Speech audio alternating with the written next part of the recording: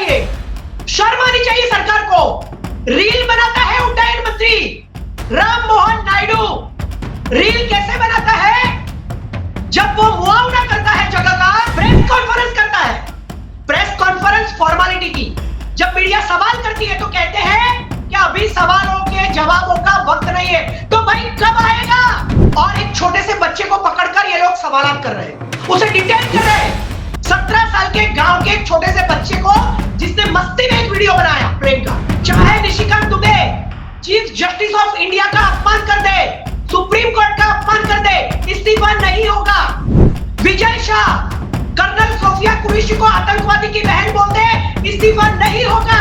नमस्कार दोस्तों, एक बार फिर से आप सभी का स्वागत है DS1 न्यूज में। आज हमारे साथ खास मेहमान फिर से सागर साजी जुड़ चुके हैं अहमदाबाद से।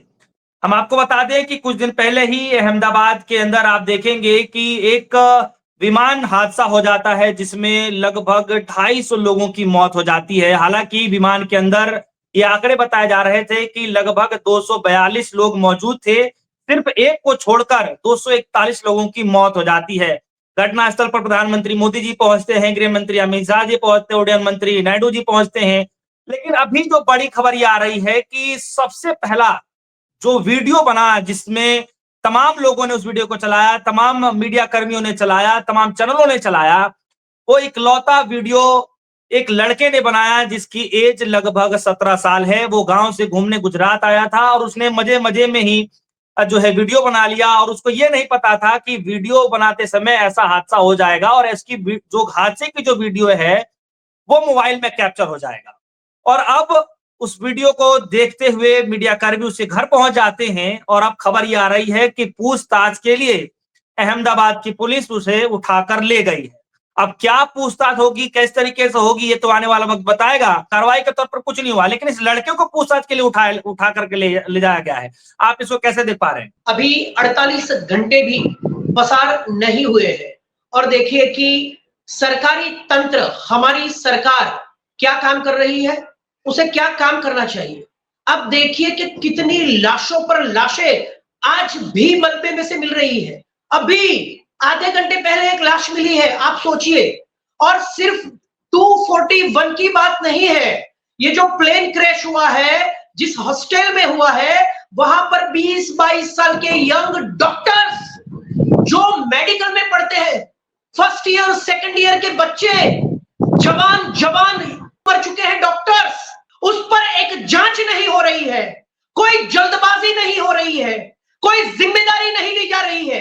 और देखिए ये सरकार क्या कर रही है, शर्मनाक। 17 साल का एक छोटा सा बच्चा गुजरात के अरावली गांव से अहमदाबाद में आया था पहली बार। वो कुतूहलता पूर्वक एक वीडियो बना रहा था, उसमें उसने देखा कि प्लेन इतना करीब है और वो नीचे गिर रहा है, तो उसने वो वीडियो बना दिया।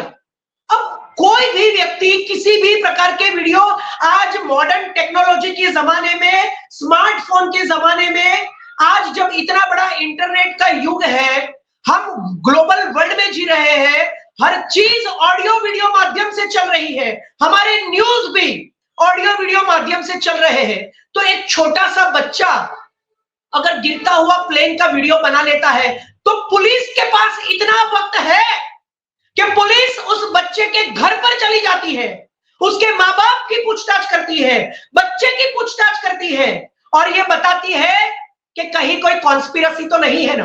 अरे भाई, कॉन्स्पिरेसी तो हमें इस दुर्घटना में लगती है जिसे गृह मंत्री कह रहे हैं कि ये एक्सीडेंट है और एक्सीडेंट को टाला नहीं जा सकता। आप सोचिए कि देश के गृह मंत्री ने सिर्फ इतना नहीं बोला कि ये एक्सीडेंट है, एक्सीडेंट को टाला नहीं जा सकता, उसके बाद की लाइन सुनिए आप। ये देश के गृह मंत्री ने बोला है कि आज मुझे गर्व है कि हमारे अहमदाबाद का तंत्र इतना सक्षम हो चुका है कि इतनी लाशें, इतना मतलब पूरा क्या कहते हैं कि डेवस्टेशन हो गया है, लेकिन हमारा तंत्र बहुत अच्छा काम कर रहा है। सोचिए, ये शब्द है गृह मंत्री के। ये देश को पता चलना चाहिए कि ऐसे वक्त में ऐसे स्टेटमेंट क्यों देते हैं ये लोग। मतलब 300 लोग मर गए, वो एक्सीडेंट है, उसे टाला नहीं जा सकता, जिम्मेदारी नहीं ले रहे हैं गया, टाटा को दिया गया air India, airport authority Adani को दे दी गई। वहां पर ऐसे एक्सीडेंट हो जाते हैं, प्लेन के अंदर दोनों इंजन बंद हो जाते हैं, 1.25 लाख फ्यूल पूरे प्लेन को मतलब ब्लास्ट कर देता है।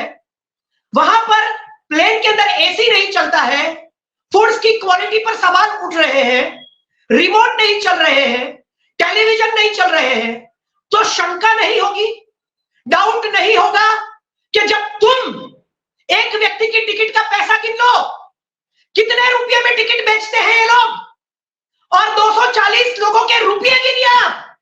अगर आप एसी की फैसिलिटीज नहीं देते हैं, अगर आप रिमोट की फैसिलिटीज नहीं देते हैं, अगर आप टेलीविजन की फैसिलिटीज नहीं देते हैं, तो कौन विश्वास करेगा कि आपकी तकनीकी जो चीजें हैं उस पर छानबीन की गई होगी, उसको दुरुस्त किया गया होगा, उड़ान से पहले उसको चेक किया गया होगा। इसकी जिम्मेदारी के जवाब नहीं दे रहे हैं लोग।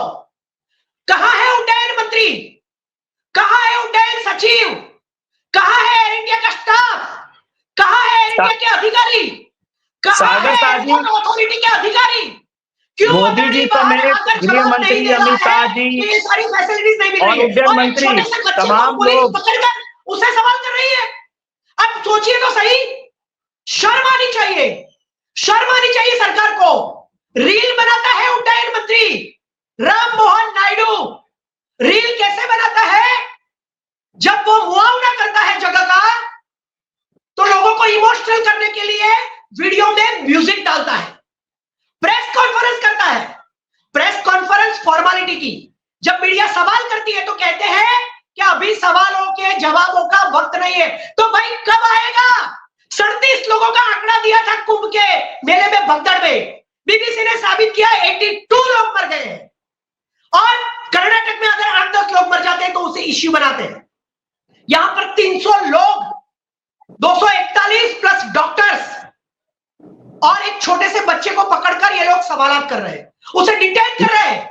17 साल के गांव के एक छोटे से बच्चे को, जिसने मस्ती में एक वीडियो बनाया प्लेन का। अब सोचिए कि ये सरकार किसी को जवाब नहीं दे रही है। इनके रक्षा मंत्री कहते हैं कि हमारे यहां इस्तीफा नहीं होता है, चाहे Nishikant Dubey chief justice of India का अपमान कर दे, सुप्रीम कोर्ट का अपमान कर दे, इस्तीफा नहीं होगा। विजय शाह कर्नल सोफिया कुरैशी को आतंकवादी की बहन बोल दे, इस्तीफा नहीं होगा। रमेश विधुड़ी संसद में गंदी गंदी गालियां बोले, इस्तीफा नहीं होगा। मध्य प्रदेश के डेप्यूटी चीफ मिनिस्टर वो सेना को नतमस्तक बोलते हैं नरेंद्र मोदी के सामने, इस्तीफा नहीं होगा। आज 300 लोग मर गए हैं। एक एक व्यक्ति रो रहा है।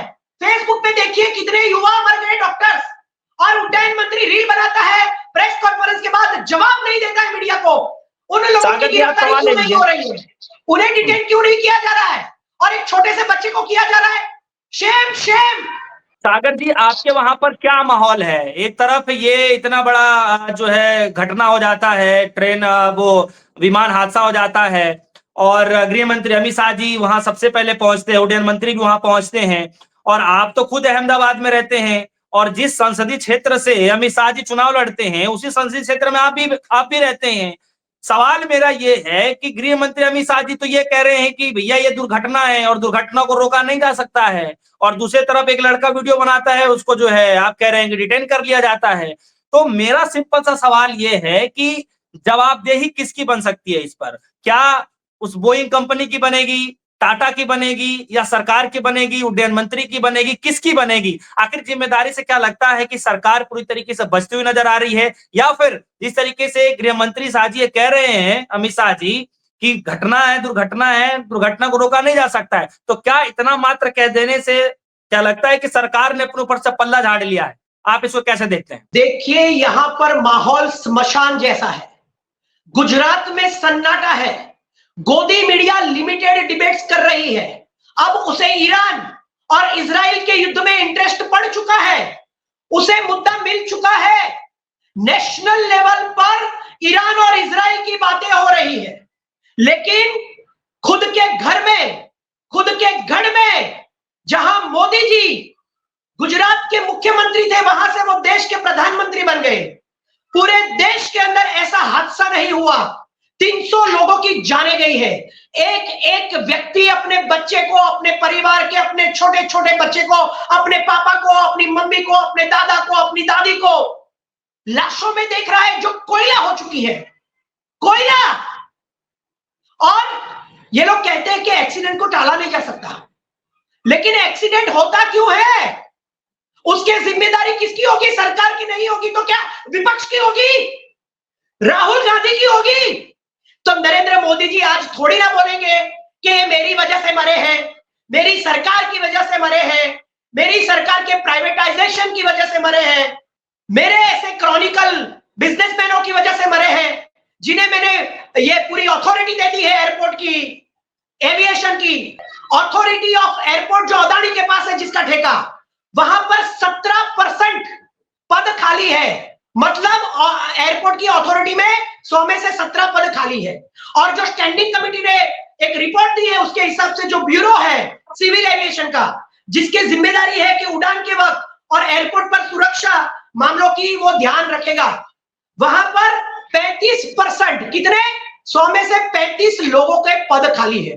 तो इतने सारे पद जो अलग अलग एजेंसियां हैं, जो पूरे इस एविएशन के साथ आसपास जुड़ी हुई है, चाहे वो डीजीसीए हो, एयरपोर्ट अथॉरिटी हो, एविएशन ब्यूरो हो, है ना, उसमें देखिए कितने पद खाली है, किसी की भर्ती नहीं हो रही है। तो इतना पद अगर खाली है तो ये सारी एजेंसियां कैसे काम कर रही है?